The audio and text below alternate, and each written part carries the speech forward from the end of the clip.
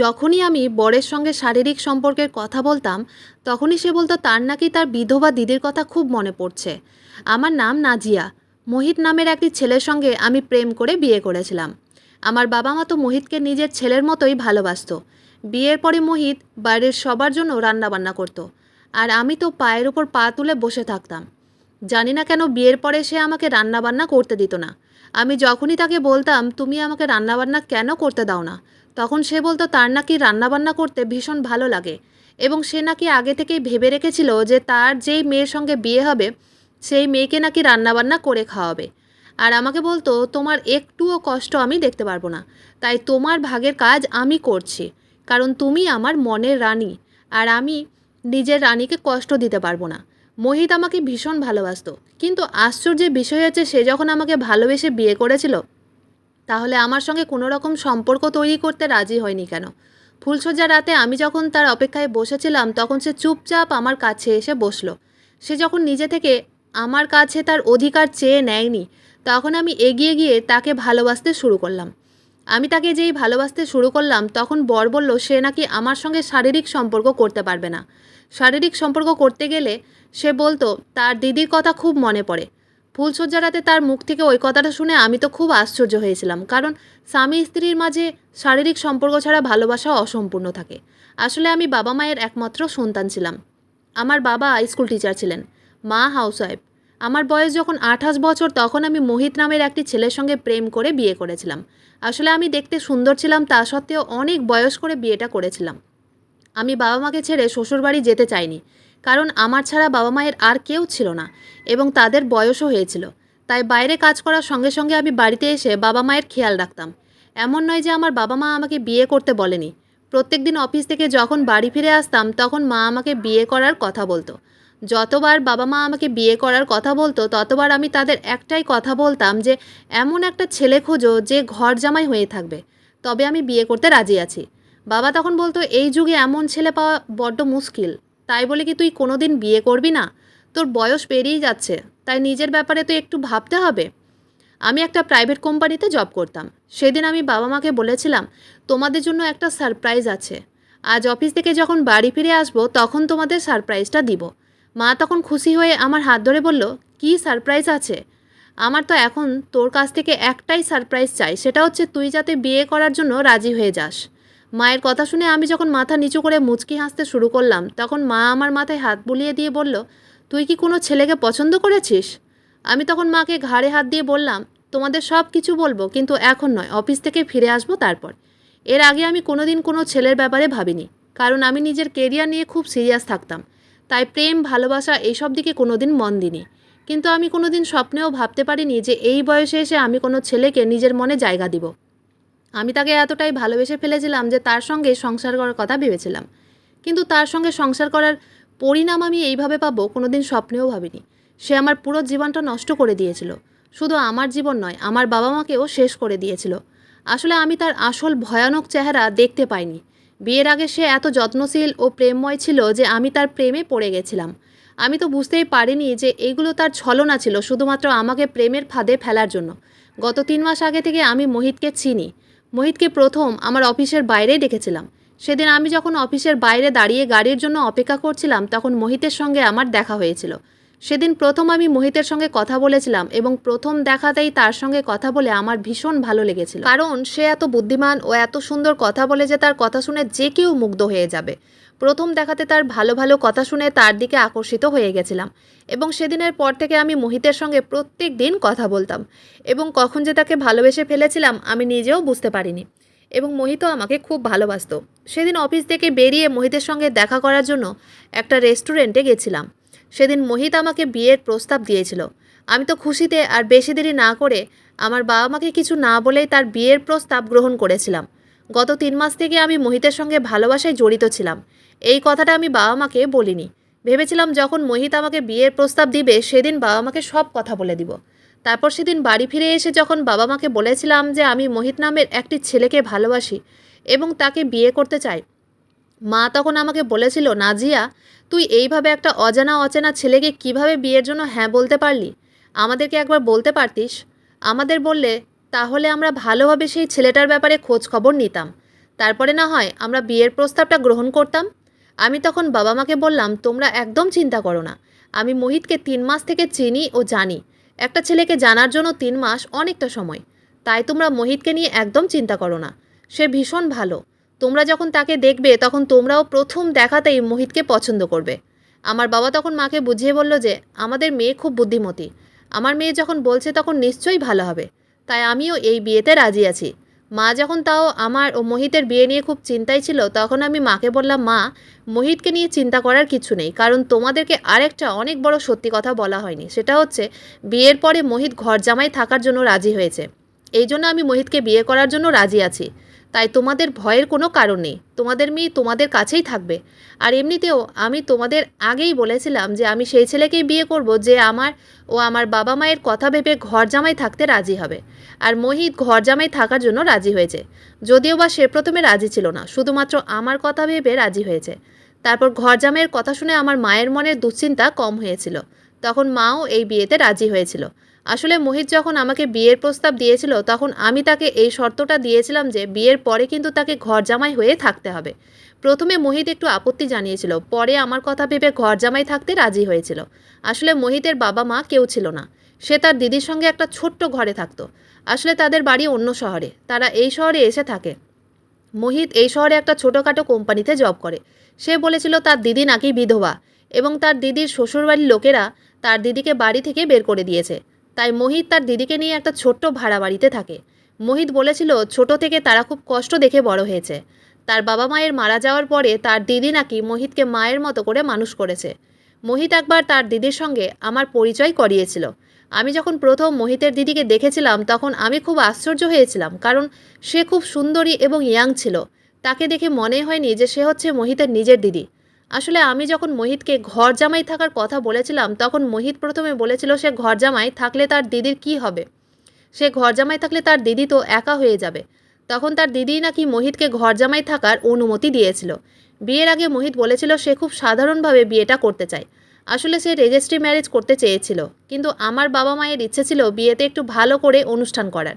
আমি যেহেতু বাবা মায়ের একমাত্র সন্তান ছিলাম, তাই আমার বাবা মায়ের কিছু স্বপ্ন ছিল। কিন্তু মোহিতের কথা ভেবে আমি বাবা মাকে বুঝিয়ে বলেছিলাম যে মোহিত খুব সাধারণ ঘরের ছেলে এবং তার কাছে অত সামর্থ্য নেই যে সে এই বিয়েটা খুব ধুমধাম করে করবে।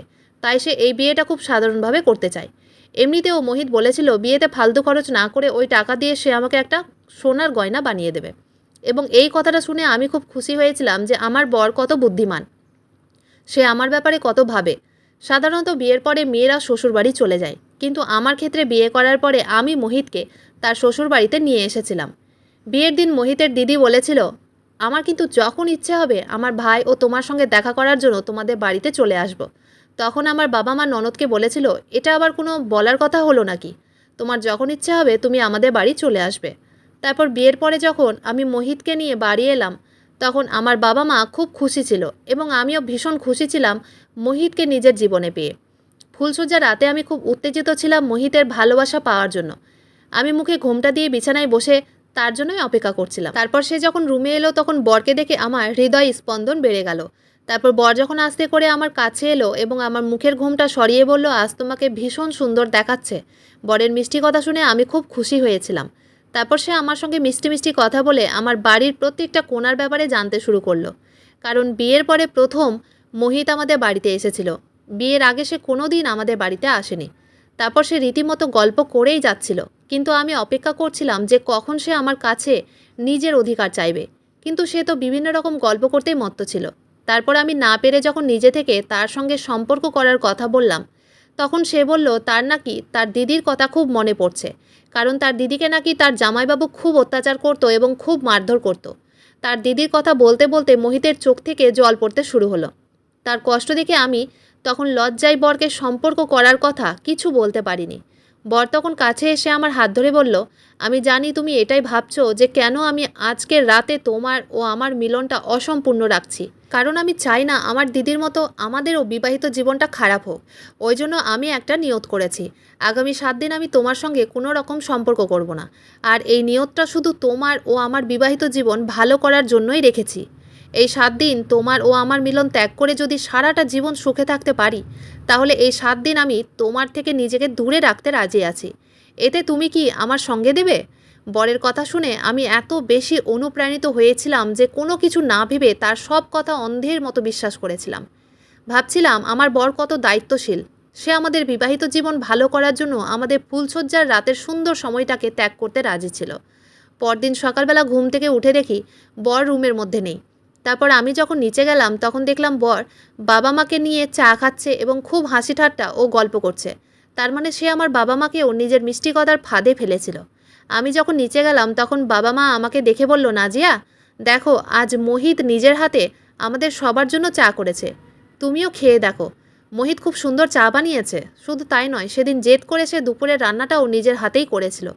প্রথমে আমরা এটা ভেবে খুশি ছিলাম যে সে হয়তো আমার বাবা মাকে নিজের বাবা মা মনে করে এবং নিজের বাড়ি মনে করে ভালোবেসে হয়তো আমাদের জন্য রান্নাবান্না করে এবং আমাদেরকে রান্না করে খাওয়াচ্ছে। কিন্তু বরের রান্না করার পেছনের আসল কারণটা বুঝতে আমাদের অনেকটা দেরি হয়ে গেছিল। ওদিকে আমার বরের বোন, মানে আমার ননদ, প্রত্যেক দিন আমাদের বাড়িতে আসতো আমার বরের সঙ্গে দেখা করার জন্য। এইভাবে প্রায় 5 দিন কেটে যাওয়ার পরে আমি যখন অফিসে গেলাম তখন আমার অফিসের সহকর্মীরা বলল, নাজিয়া তুই এইভাবে চুপচাপ বিয়ে করে নিলি আর আমাদেরকে নেমন্তন্ন করলি না, অন্ততপক্ষে তোর বরের ছবিটা তো দেখা। আমি যখন খুশি হয়ে তাদেরকে আমার বরের ছবি দেখালাম তখন তারা মোহিতকে দেখে তার সৌন্দর্যে খুব তারিফ করেছিল। তার মাঝে আমার অফিসের একটি মেয়ে ছিল যে আমার পাশের টেবিলে বসে কাজ করত। তার নাম দীপা। দীপা যখন আমার বরের ছবিটা দেখলো তখন সে অনেক বেশি ঘাবড়ে গিয়ে আমাকে একটা কোণায় নিয়ে গিয়ে জিজ্ঞেস করলো, হ্যাঁ রে, এই ছেলেটার সঙ্গে তোর কোথায় কিভাবে পরিচয় হয়েছিল? আমি তখন ঠাট্টা করে দীপাকে বললাম, কেন, আমি এত সুন্দর হ্যান্ডসাম বর পেয়েছি তাই?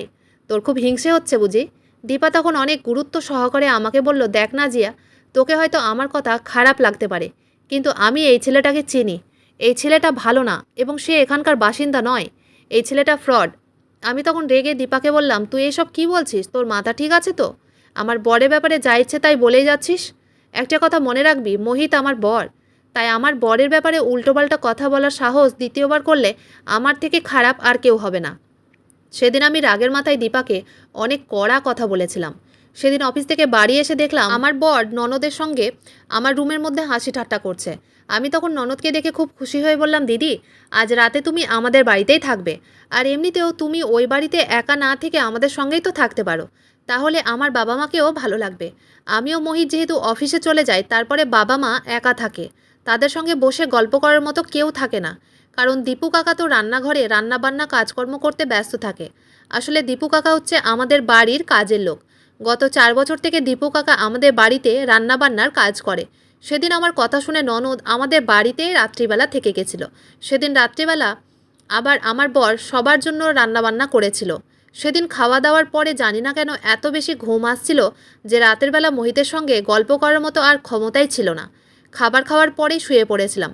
পরদিন সকালবেলা ঘুম থেকে উঠে মনে হলো যেন মাথাটা অনেক বেশি ভারী হয়ে আছে। ওই সময় মোহিত নাক ডেকে ঘুমোচ্ছিল। ভাবলাম নিচে গিয়ে দীপু কাকাকে সবার জন্য চা করতে বলবো।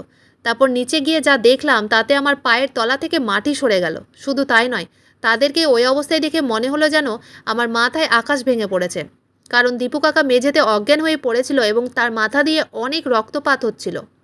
শুধু তাই নয়, দীপু কাকার পাশে আমার ননদ অজ্ঞান হয়ে মেঝেতেই পড়েছিল এবং আমার ননদের ছেঁড়া ফাটা কাপড় দেখে মনে হয়েছিল তার সঙ্গে নিশ্চয়ই কেউ খারাপ কাজ করেছে। কিন্তু তাদের সঙ্গে কি হয়েছিল আমি তো কিছুই বুঝতে পারছিলাম না। তাদেরকে ওই অবস্থায় দেখে আমি চিৎকার চেঁচামেচি শুরু করে দিয়েছিলাম।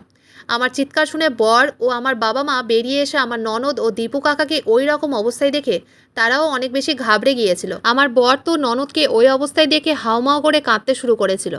তারপর আমার বর তাড়াতাড়ি জল এনে আমার ননদের চোখে মুখে জলের ছিটে দেয়। জলের ছিটে দেওয়া মাত্রই আমার ননদের জ্ঞান ফিরে আসে। আমি তখন একটা কাপড় এনে ননদের গায়ে জড়িয়ে দিয়েছিলাম। তারপর আমার ননদ হাউমাউ করে কেঁদে আমার বরকে অনেক জোরে জড়িয়ে ধরে বলল, এই দীপু কাকা আমার সঙ্গে খারাপ করেছে। আমার বর তখন রেগে বলল, এই লোকটাকে আমি মেরে ফেলবো। সাহস কী করে হলো আমার দিদির সঙ্গে খারাপ কাজ করার? ওই সময় দীপু কাকার রক্তাক্ত অবস্থায় অজ্ঞান হয়ে পড়েছিল। আমার বাবা অ্যাম্বুলেন্সকে ফোন করে ডেকেছিল। তারপর আমরা দীপু কাকাকে হসপিটালে অ্যাডমিট করেছিলাম। চেক আপ হওয়ার পরে যখন দীপু কাকার জ্ঞান ফিরে এলো তখন আমরা সবাই একসঙ্গে দীপু কাকাকে জিজ্ঞেস করলাম, তুমি আমার ননদের সঙ্গে এত খারাপ কাজ কিভাবে করতে পারলে? তোমাকে তো অনেক বিশ্বাস করতাম। দীপু কাকা তখন এমন ভান করছিল মনে হচ্ছিল যেন সে কিছুই জানে না। আমি তখন রেগে কাকাকে বললাম, তোমার লজ্জা করে না? তুমি আমার বিধবা ননদের সঙ্গে খারাপ কাজ করেছো, আর এখন কিছু না জানার ভান করছো? তোমাকে তো আমি পুলিশে দিব। শুধুমাত্র বাবার কথা শুনে আমি চুপচাপ আছি। আসলে আমার বর যখন দীপু কাকাকে পুলিশের হাতে তুলে দেওয়ার কথা বলেছিল, তখন বাবা আমাকে বলেছিল দীপু এইরকম নোংরা কাজ করতেই পারে না, কারণ সে গত 4 বছর ধরে আমাদের বাড়িতে কাজ করে এবং সে খুব বিশ্বস্ত ছিল। বাবা তো বিশ্বাস করতেই রাজি ছিল না যে দীপু কাকা আমার ননদের সঙ্গে এত খারাপ কাজ করেছে। দীপু কাকা ওই অবস্থায় হাত জোড় করে বলল, আমি কোনো অন্যায় কাজ করিনি। মোহিত ও তার দিদি তারা দুইজন মিলে তোমাদের সবাইকে ঠকাচ্ছে। আমার কথা আর বিশ্বাস করো। কাল রাতে আমি মোহিতকে তার দিদির ঘরে গিয়ে তার দিদির সঙ্গে খারাপ কাজ করতে দেখেছি, এবং তারা যখন আমাকে দেখতে পেয়েছিল যে আমি লুকিয়ে তাদের দুজনকে অবৈধ সম্পর্ক করতে দেখেছি, তখন তারা দুইজন আমার মুখ চেপে ধরে আমাকে মেরেছিল। তারপর আমি অজ্ঞান হয়ে গেছিলাম। আমার কথা আর বিশ্বাস করো, এই ছেলেটা তোমাকে ঠকাচ্ছে। দীপু কাকার কথা শুনে আমার ননদ হাউমাউ করে কেঁদে বলল, এই লোকটা আমার সঙ্গে জোর জবরদস্তি করার চেষ্টা করেছিল। তখন আমি নিজের মান সম্মান রক্ষা করার জন্য তার মাথায় মেরেছিলাম। সেদিন আমরা কেউ দীপু কাকার কথা আর বিশ্বাস করিনি। উল্টে আমি দীপু কাকাকে আমাদের বাড়ি থেকে বের করে দিয়েছিলাম। মোহিত ও তার দিদির কথার বিশ্বাস করে আমাদের বাড়ির সবথেকে বিশ্বস্ত লোকটাকে আমি বাড়ি থেকে বের করে দিয়েছিলাম। সেদিনের পর থেকে ননদ আমাদের বাড়িতেই থাকতো। যখন থেকে ননদ আমাদের বাড়িতে থাকতো, তখন থেকে আমার বর আমার থেকে বেশি আমার ননদের সঙ্গে সময় কাটাতো। এই জিনিসটা আমি সেদিনই লক্ষ্য করেছিলাম, এবং আমার থেকে বেশি ননদের খেয়াল রাখতো। পরের দিন আমি যখন অফিস গেলাম, তখন দীপা আমাকে বলল, আজ আমি তোকে এমন একটা প্রমাণ দেখাবো যে তোকে আমার কথা বিশ্বাস করতেই হবে, যে তোর বর একটা ফ্রড লোক। আমি তখন দীপাকে বললাম, তুই কেন আমার বরের পেছন উঠে পড়ে লেগেছিস? দীপা তখন বলল, এই ছেলেটা অনেক মেয়ের জীবন নষ্ট করেছে, তোকে আমার কথা বিশ্বাস করতেই হবে। এবার তোর জীবনটাও নষ্ট করবে। আমি তোর ভালো চাই। এই বলে সে নিজের মোবাইলটা বের করে আমাকে যা দেখালো, সেটা দেখে তো আমার মাথা পুরো ঘুরে উঠল। আমি মোহিতের ভালোবাসায় অন্ধ হয়েছিলাম বটে, কিন্তু সেদিন ওই ছবিটা দেখার পরে একটু হলেও মোহিতের প্রতি আমার মনে সন্দেহ জেগেছিল। তারপর দীপা আমাকে একটা ছবি দেখালো। আসলে ওই ছবিতে আমার বর একটা অন্য মেয়ের সঙ্গে রোম্যান্স করছিল, এবং মেয়েটার মাথায় সিঁদুর ছিল। দীপা তখন বলল, এই মেয়েটার সঙ্গে তোর বরের আগে একবার বিয়ে হয়েছিল। দীপার কথা শুনে মনে হচ্ছিল যেন আমি মাটি ফেটে ভিতরে ঢুকে যাব। রাগে আমার পুরো শরীর কাঁপছিল। আমি তো নিজের চোখে বিশ্বাস করতেই পারছিলাম না, কারণ এটা কিভাবে সম্ভব? আমার বর তো শুধু আমাকেই ভালোবাসতো। আমি তো এতদিন এটাই জানতাম।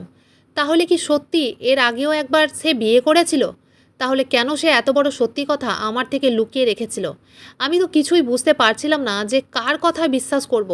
আমি না পেরে বাড়ি গিয়ে মোহিতকে জিজ্ঞেস করেছিলাম। তাকে বলেছিলাম যে তুমি আমাকে এইভাবে ঠকালে কেন? তখন বর বলল, আমি তোমাকে ঠকাবো কেন? আমি তখন রেগে বললাম, তোমার এর আগেও একবার বিয়ে হয়েছিল, তুমি এত বড় সত্যি কথা আমার থেকে লুকিয়েছো কেন? বর তখন আমার দিকে অবাক হয়ে বড় বড় চোখ করে বলল, নাজিয়া, তোমার কি মাথা টাথা খারাপ হয়ে গেছে নাকি? আমার যদি আগে বিয়ে হতো তাহলে আমি তোমাকে কেন বিয়ে করতাম?